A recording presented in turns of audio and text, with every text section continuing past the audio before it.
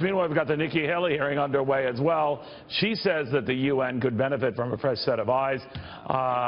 Is that true? Especially given this back and forth as to whether we're disproportionately funding the UN, playing a bigger role in the UN, and yet getting little out of the UN, as if there should be a quid pro quo.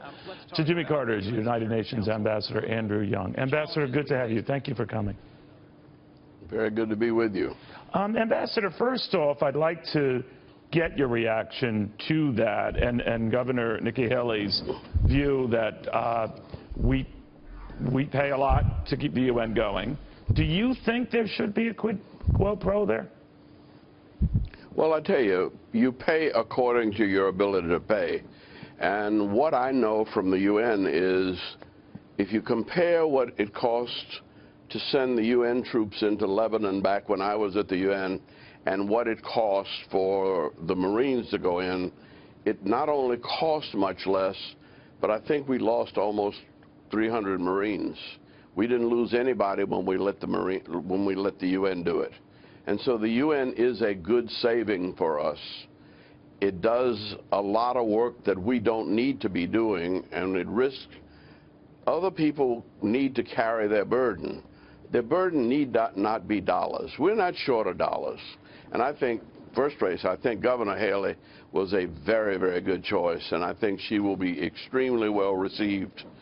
And I think she'll be able to get almost anything done she wants to get done there. You know, if you don't mind, I'm going back in time a little bit, Ambassador, but I'm old enough to remember when it was such a huge deal when you talked to the Palestinians back during Jimmy Carter's days and your own there. Well, it really wasn't. It wasn't. No, you're quite right. It wasn't a big deal. But here's the thing. The person I talked to was a tenured professor of English literature at Columbia who had a PhD from an American university, and he was a devout Christian. He happened to be the Palestinian representative at the UN.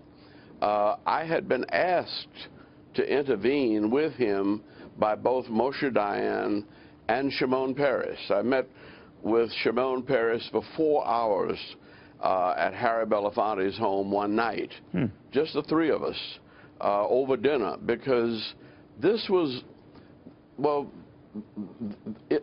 Israel was concerned about what was going on around it. And Israel determined that it was going to live peacefully with the Palestinians. And that was becoming increasingly difficult as other people began to interfere. Now, we forget that President Carter almost single-handedly negotiated a peace agreement with the Egyptians that has held to this day. Not a single Egyptian has killed an Israeli. Not a single Israeli has killed an Egyptian. Peace is possible, but it's only possible if you are sensitive and respectful of all sides of a conflict. All right, that's where I was going back with that, Ambassador, and you're referring, of course, to Menachem Begin and Anwar Sadat, the Camp David Accords, which were historic, to put it mildly. But the reason why I mentioned it back then and the kerfuffle over that, Ambassador, is that here we are all these years later, and the United States has taken a role, you know, a hands-off role in a UN resolution condemning the Israelis over these settlements. And I'm wondering now, the message Nikki Haley is sending, what you make of it, that reaction has been so negative to that among certainly Republicans and among those loyal to Israel. We've seen Chuck Schumer say much the same in New York, that it could poison the well, the peace process. What do you think? Well, I went to the United Nations right after Senator Moynihan had been involved in the whole business of Zionism as racism. And that was one of the first things I took on. And I got most of the African and Caribbean delegates to realize that this was not something in their interest. It wasn't something that they wanted. And it was something that we could very easily ignore. And I never had a bad vote on Israel the entire time I was there. But I talked to everybody.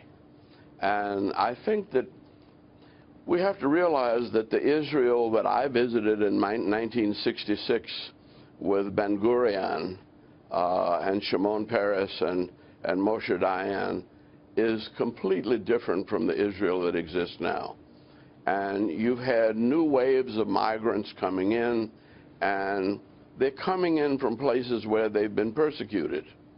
So they feel very, very insecure. But that doesn't mean that we can't find a solution there.